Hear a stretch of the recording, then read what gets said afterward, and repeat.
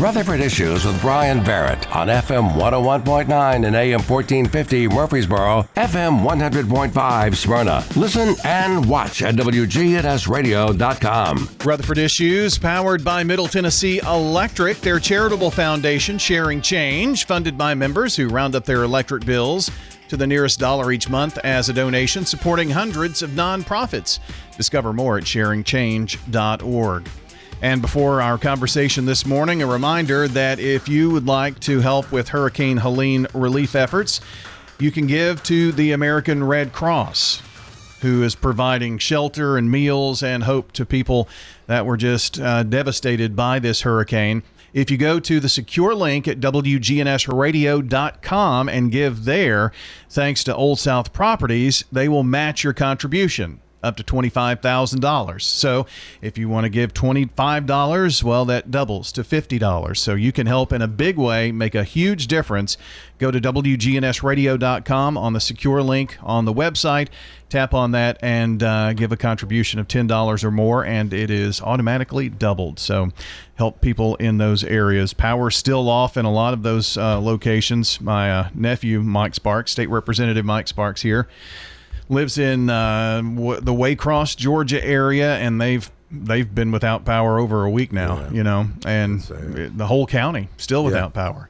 And they're just dealing with that and some minor wind damage. But when you get into the flooding, some of that stuff is just awful. I was at TEMA, just touring TEMA here about 3 weeks ago, and I was really concerned about communication, in case communication's down. And they were telling me flooding kills more. I always thought tornadoes, but they said no, flooding takes more Tennesseans than Have you seen some of the video of these like mudslides and it just wipes out everything? It does. A friend of mine called me the day, Dale Holmes. He said, Mike, do you see that casket going down that river? And he was like, how's somebody going to identify that body? And so he had an idea for legislation. I'm the least person that wants to go run a bill after every little problem, but he made a good point. How do you identify that person? And maybe there should be some kind of identification within the casket. That's kind of what he's saying. Yeah. It's really sad.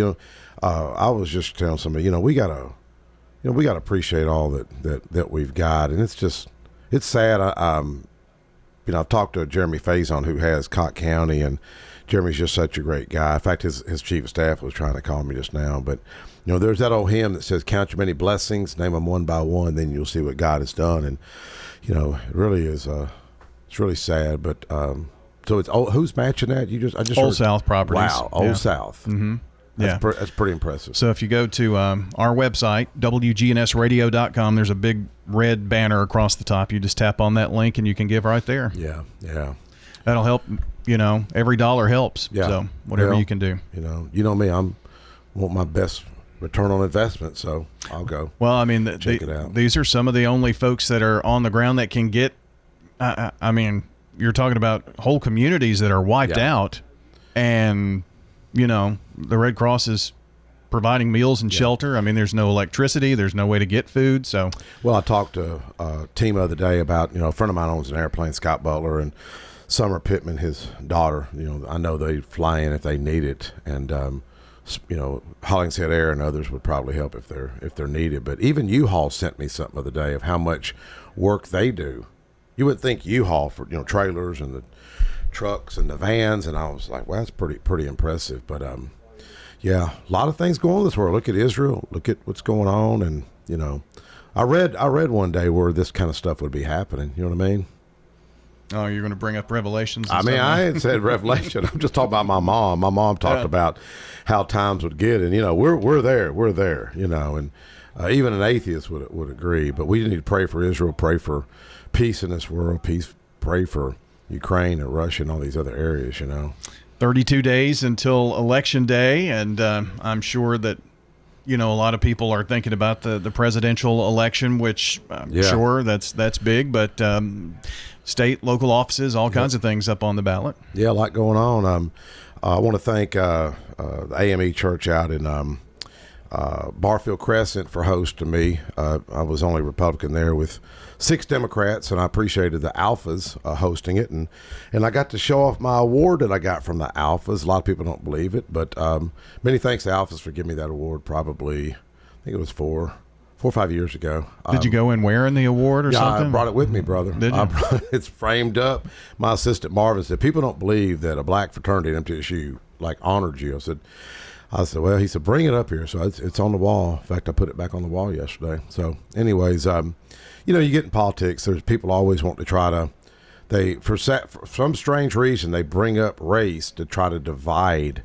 And that's the first thing my opponent brought up was race, to try to kind of attack me. But, it is what it is. But God always provides. And, I even got criticized for quoting scripture. One of my favorite scriptures is 1 Corinthians verse 27, said God will use the foolish things of the world to confound the wise and the weak, to shame the strong. So how does a white Republican get an award from a black fraternity?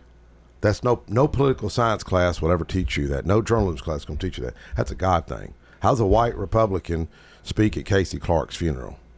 Nobody teaches that. That's not academics. That's a God thing. So thank you, Marion, Thee, Appleton, Smyrna, for helping me, asking me to speak at Casey's funeral. Casey was such a great guy. And but there's folks out there that want to divide this country. I think it's coming from foreign interest, to be honest. I think most of it's corporate media, Brian. I know you may disagree, but corporate media wants to divide us, brother. That's why we need good local journalism like WGNS and Murfreesboro Post. Do you see what the Murfreesboro Post, Bracken Mayo? Do you see that nice article that the Post did? Gave Marty Luffman. He was going to, he's can't walk from the waist down, right. And he's slowly getting a little better. So hats off to Dave Gold and Ivan Aaron and Dan Eppright for getting that shot of Marty. But that's what journalism should be about lifting people up and helping people, not trying to attack and slander and put people down and divide us more. This country's got a lot of problems, and it's one reason I'm glad to have this young lady with us out of MTSU. Terica Black is with us today, and why did you decide to invite her? I told her, I said, there's this great term in media and journalism called "we're going to wing it." Yes. Heard that? And that's what we're We're doing just gonna right do now. it. I happened to see her at the Mike Pence event the other day, and she had her camera set up, and she had interviewed me with cemetery community. So I want to talk about cemetery community. Want her to talk about why it's important. She knows the story. She covered it 4 years ago. We've covered it on WGNS. I think Scott Walker's going to cover it. And if folks have ever seen the old house on Old Nashville Highway, that was called the cemetery community, near to the right of the old Travis Courts for the older folks. The cemetery community? Called cemetery community, okay. Across from the gravel pit. But Terica, tell us why this matters and why people should care about this. Yeah, so first off, thank you so much, Representative, for having me on today. It's a pleasure. Just to tell you all a little bit about the cemetery community, it's a community in Murfreesboro, Tennessee, off of Old Nashville Highway, where some freed slaves lived after the end of the Civil War. I got an opportunity to cover this story as a reporter with Mike in 2020 during my college career at MTSU. In fact, it's almost been 4 years exactly on October 8th of covering this historical story. Yeah. Anyway, Edith Ann Clark Moore is the granddaughter of former slave fighter Sanders Mel Malone. Her grandfather used trees, sticks, stones, and even his man-made cement to build his home, which to us is kind of a foreign concept nowadays to think about in 2024. Right. Who is making their own house from the ground up? You just don't see it anymore. She wants to preserve her family land, but that has even been a challenge because of a deed dilemma. Mike, you probably can explain the survey issue better than I can. Yeah. Well, I had Trey Hargan there, Secretary of State, toured Ebenezer Church a few years ago, and I don't know how it happened. I'm not an attorney. She needs a good attorney, folks, if there's anybody out there that wants to help. But when they did the survey of Travis Courts next door, we call it Travis Courts. I mean, I was at that auction years ago and tried to purchase that property myself, but they put the easement through the middle of her house. And so when I had Trey Hargan in, Trey didn't know what I was doing. I had a tour set up, and we toured New Vision, talking about their jail ministry and some other areas, and toured the airport and some other things, and I think the hospital. And Trey's like, "Where are we going, Mike?" At Ebenezer Church. And I said, "Don't worry about this. I got this, man." I said, "That's Mary Watkins. She's president of African American Heritage Society."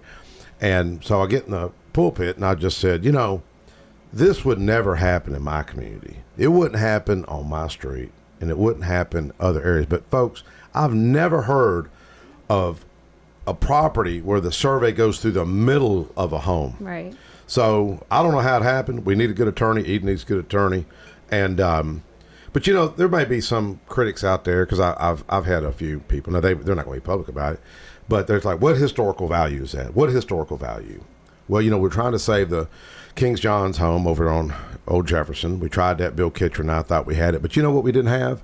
We didn't have a damn lobbyist, Brian. If we'd have had a lobbyist, we'd have got it done. That's where we're at today. If you got corporate lobbyists, you're going to get it done. But if you're just an individual, you're SOL. You know what SOL means? You're out of luck. Okay, well, you're out of luck. So we need some folks to get involved. And I'll be honest with you, I'll just be a critic.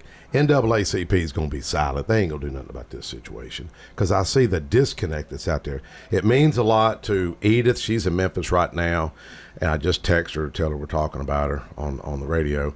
But, you look at what that man was, the son of a slave who built that with his own bare hands. Yeah. If you go by there, folks, I mean, it's about to fall in. People are going to say it's not worth saving. If you got enough money, you can save anything. But she lived there. That was her house. Mm-hmm. And, here he was the son of a slave and built that with his bare hands. Mm-hmm. Think of how poor you'd be. I mean, I grew up a little poor, but I wasn't that poor, But I think it's got historical significance.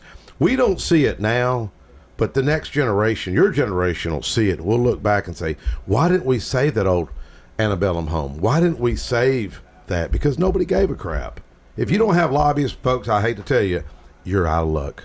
And that's what we're here today, is to get WGNS and Scott and others to help tell this story for this young lady who's going to be a little superstar one day. She just got a graduate degree. So Terica, how can folks help with this? What would you suggest that they do? Well, first I suggest, doing your research on the Sanders Mel Malone family. To Mike's point, in 2020, he made a good comment. He said, to most people, it just looks like an old shack. But to Edith and her family, it's a home. It's a home place. So first, just doing your research on the family and their history, and going out in the community and trying to preserve history where you see it. I think that's very pivotal.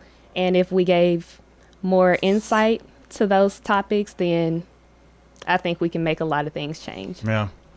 Well, I've got like a minute and a half left here. Any final message that you would like to tell folks about this?